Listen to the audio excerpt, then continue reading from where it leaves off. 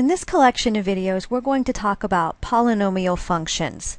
We're going to see how to determine what the degree of these functions are, learn their end behavior, turning points, how to graph them, and so forth. This first video, we're going to identify these polynomial functions and their degrees. So a polynomial is really just the sum of a bunch of monomials. Okay, so poly meaning multi, and we are just taking a bunch of monomials and adding or subtracting them from each other. Now the degree of my polynomial comes from the largest power of x in the polynomial. Most of the time when we see polynomials, we write them in descending order, where the leading term is the highest exponent, and then we just move consecutively down from there. A couple of terms we want to look at together. The first one, if I were just talking about the coefficients. Now the coefficients in my polynomial would all be real numbers. Real numbers, remember, can be integer values, so 1, 2, 3. We can have fractional values. We can have square root numbers. Any of these options are valid for real numbers. So the coefficients in front of my variables can be real numbers.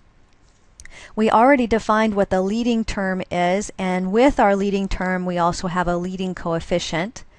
And finally, at the end of my polynomial, we typically have a constant term, where this is the last coefficient or the last real number in the polynomial, followed by x to the 0th power.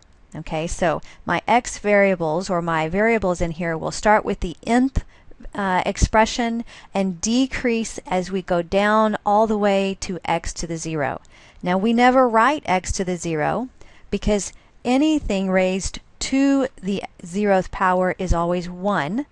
So although this term at the very end, my constant term, that is at the end of my polynomial function, is generally just a number, just a real number, it has an understood x to the 0th power contained with it. You just might want to be aware of that as we move through this lesson.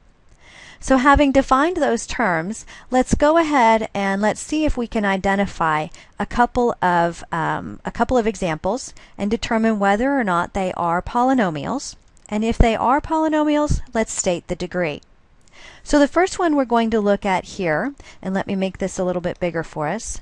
The first one we're going to look at for letter A says f of x is equal to 3x minus 4x cubed plus x to the 8th. If you notice in this sum of monomials, okay, all of the coefficients next to the variables are real numbers, and we have, although this is written in ascending order, going from the smallest power of x up to the largest power of x, we can still see that this would be considered a polynomial, and it is degree 8. So it's the highest exponent here. So yes, and it is degree 8. Let's move on to this example here for part B, however.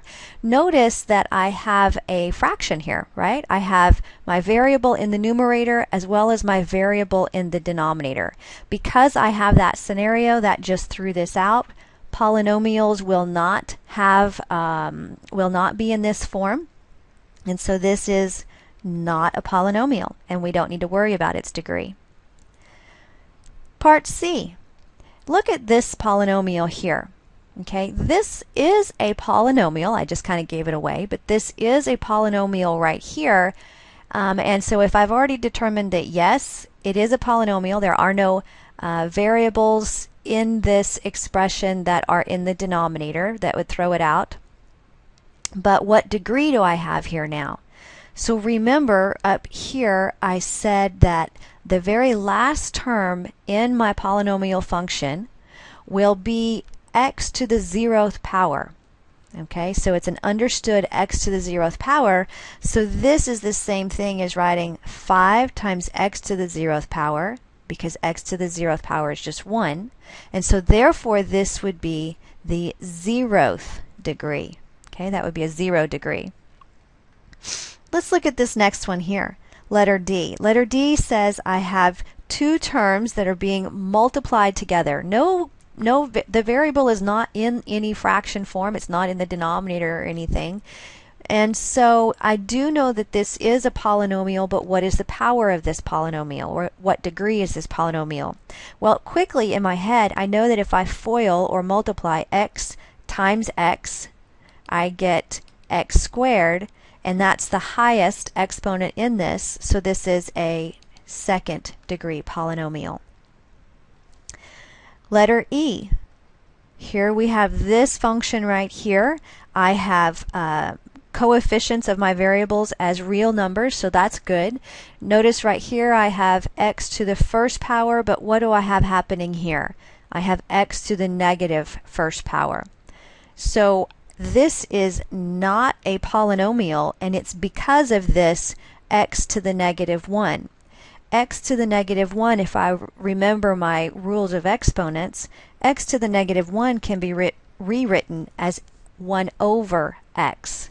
So it is not a polynomial because we do not have variables in the denominator of my polynomial. Another way to think of that is all of the exponents that I have on my variables will be positive, and so therefore, because negative exponents give me fractions. Last but not least, let's look at this polynomial over here.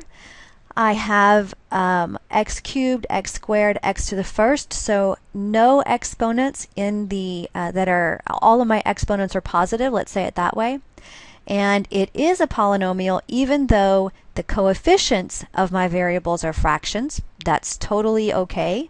So yes, it is a polynomial, and it is a third degree polynomial because this 3 is the largest exponent in my polynomial function, so it's a degree 3. And that's how we can kind of identify polynomials, whether they are or are not polynomials, as well as the degree of that polynomial.